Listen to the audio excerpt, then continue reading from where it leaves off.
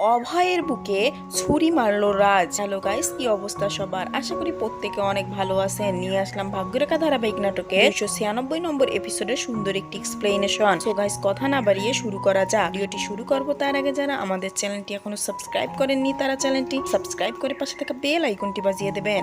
এপিসোডের শুরুতেই দেখি বরুণের মা শ্রদ্ধার মায়ের ওখানে যায় আর কীর্তির কথা বলতে যাবেই তখন শ্রদ্ধার মা বলে, কীর্তির কি হয়েছে? কীর্তি তো কয়েকদিন থেকে এখানে আসছে না। তখন বরুণের মা খুব চিন্তিত হয় আর বলে, কীর্তি যদি এখানে না আসে তাহলে কোথায় গিয়েছে? তখন শ্রদ্ধার মা বারবার জিজ্ঞেস করে কীর্তির কথা। তখন বরুণের মা বলে, ও ঠিক আছে, আমি এই দিক দিয়ে যাচ্ছিলাম, ভাবলাম আপনার সাথে দেখা করে যাই। তখনই শ্রদ্ধার মা বরুণের মাকে বসতে বলে, কিন্তু বরুণের মা বলে, আমার দেরি হয়ে যাচ্ছে, আমি পরে একদিন আসবো। কথা বলে ও ওখান থেকে চলে যায়। এরপর আমরা দেখি শ্রদ্ধা বরুণের সাথে কীর্তির বিষয়ে কথা বলতে চাইলে বরুণ বলে, আমি ওর কথা শুনতে চাই না, আমি ওর বিষয়ে কোনো কথাই বলতে চাই না। এর মধ্যে ওখানে বরুণের মা আসে আর বলে, তুই কেন কীর্তির কথা শুনতে চাস না? সত্যি সত্যি বল, কীর্তি কোথায় গেছে? কীর্তি না এখানে আসে না বাবার বাসায় গিয়েছে, তাহলে কীর্তি কোথায় গেছে? ঋতু তখন বরুণের মাকে বলে, কীর্তি হয়তো ওর বাবার বাসায় গিয়েছে। তখন বরুণের মা বলে, আমি ওখান থেকেই আসছি, কীর্তি কয়েকদিন থেকে ওখানে যায় না। কথা শুনে তো সবাই অনেক চিন্তিত হয়ে পড়ে। বরুণের মা বরুণকে বারবার জোর করতে থাকে, কীর্তি কোথায় গেছে? বরুণ বলে, আমি কিছু জানি না। এর মধ্যে ওখানে কীর্তি চলে আসে। কীর্তিকে দেখে বরুণের মা কীর্তির ওখানে যায় আর জিজ্ঞেস করে, তুমি কোথায় গেছিলে? কীর্তি ভয়ে কিছু বলতে পারে না। তখনই ওখানে রাগিনী চলে আসে আর বলে, আমি বলতেছি ও কোথায় গেছিল। রাগিনীকে দেখে কীর্তি আর শ্রদ্ধা দুজনেই অনেক ভয় পেয়ে যায়। রাগিনী তখন বরুণের মাকে বলে, কীর্তি আর রাজের সম্পর্ক চলছিল। এ কথা শুনে তো বাড়ির সবাই অনেক অবাক হয়ে যায়। বরুণের মা কীর্তিকে জিজ্ঞেস করে, রাগিনী যা বলছে সেটা সত্যি কিনা। এর মধ্যে ঋতু ওখানে বলে, কীর্তি যাই করুক না কেন ওর কোনো চরিত্রের দোষ নেই, আপনি আমাদের বাসায় এসে আমাদের বউ নামে এসব কথা বলতে পারেন না। এর মধ্যে রাগিনী বলে, আমি জানি আপনারা তা বিশ্বাস করবেন না, ওই কারণে আমি প্রমাণ নিয়ে এসেছি। রাগিনী তখন রাজকে ডাকে আর বলে, এরা দুজন সবার আড়ালে রিলেশন করছিল, আমি তা হাতে নাতে ধরে ফেলি। এসব শুনে তো বরুণের মা অনেক রেগে যায় আর বলে, আমি তোমাকে অনেক বিশ্বাস করেছিলাম, কিন্তু তুমি আমাকে ধোকা দিয়েছো। কথা বলে বরুণের মা কীর্তিকে একটা থাপ্পড় মারে। এদিকে তনুজা বরুণের মাকে বলে, খুব বলছিলে না ও চাকরি করতেছে, সবাইকে খুশি রেখেছে, এই তার নমুনা, ও খুশি রাখার নাটক করছিল। এরপর সোনিয়া আর আরতি বলে, আমার দাদা তোমাকে অনেক ভালোবেসেছিল, কিন্তু তুমি ওকে ধোকা দিয়েছো, আমরা কখনোই তোমাকে ক্ষমা করব না। বরুণের বাবা বলে, আমি সব সহ্য করতে পারি, কিন্তু ধোকাবাজি কখনোই সহ্য করতে পারি না। এরপর বরুণের মা বরুণকে বলে, আমি এর মুখ দেখতে চাই না, তুমি একে বাসা থেকে বের করে দাও। কীর্তি অনেক হাত জোর করে বলে, আমি আর কখনো এই ভুল করব না, আমার অনেক ভুল হয়ে গেছে, কিন্তু ওর কথা কেউ শোনে না। এদিকে রাজ শ্রদ্ধার ওখানে যায় আর বলে, তোমার কারণে আমার সবকিছু শেষ হয়ে গেছে, আমি কখনোই তোমাকে ছাড়বো না।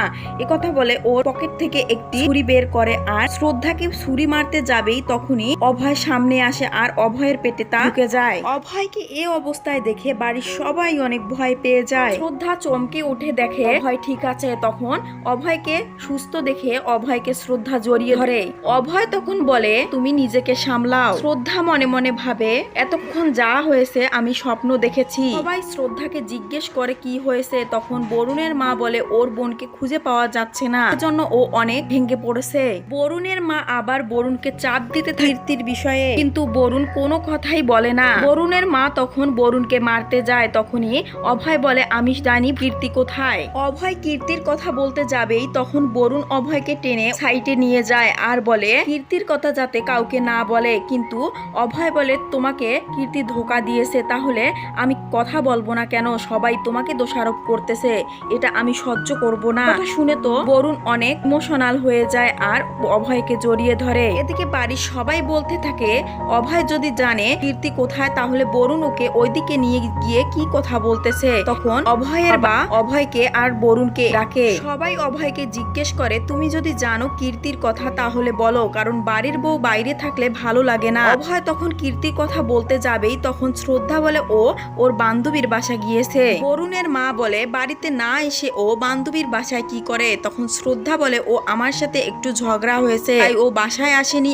আর আমাদেরও বাসা যায়নি। শ্রদ্ধার মুখে মিথ্যা কথা শুনে অভয় খুব রেগে যায় আর ওখান থেকে চলে যায়। শ্রদ্ধা তখন ওর পিছনে পিছনে চলে যায়। ঋতু তখন ভাবতে থাকে শ্রদ্ধা যদি সত্যি কথা বলে তাহলে অভয় এভাবে চলে গেল কেন। অভয় রেগে রুমে চলে আসে। তখন শ্রদ্ধা এসে বলে তুমি এভাবে চলে আসলে কেন, সবাই তোমাকে সন্দেহ করতে পারে। তখন অভয় বলে তোমার মুখে মিথ্যা কথা আমি সহ্য করতে পারি না, তুমি ওদের সবাইকে মিথ্যা কথা বললে কেন, তুমি তো সত্যি কথাটাই বলতে পারতে যে কীর্তি আর রাজের মধ্যে কিছু চক্কর চলছিল। এসব কথা সব ঋতু বাইরে থেকে শুনে ফেলে। শ্রদ্ধা তখন বলে সবাইকে যদি বলতাম তাহলে সবাই অনেক মন খারাপ করত। অভয় তখন শ্রদ্ধাকে বলে মিথ্যা কখনো চাপা থাকে না, সত্যি একদিন না একদিন বের হয়ে আসবেই। একথা বলে অভয় ঘর থেকে বের হয়ে যায়। এদিকে শ্রদ্ধা ঋতুকে দেখতে পেয়ে যায় আর অনেক ঘাবড়ে যায়। ঋতু শ্রদ্ধার কাছে আসে আর বলে তুমি সত্যি সত্যি আমাকে বলো রাজ আর কীর্তির মধ্যে কি চলছিল।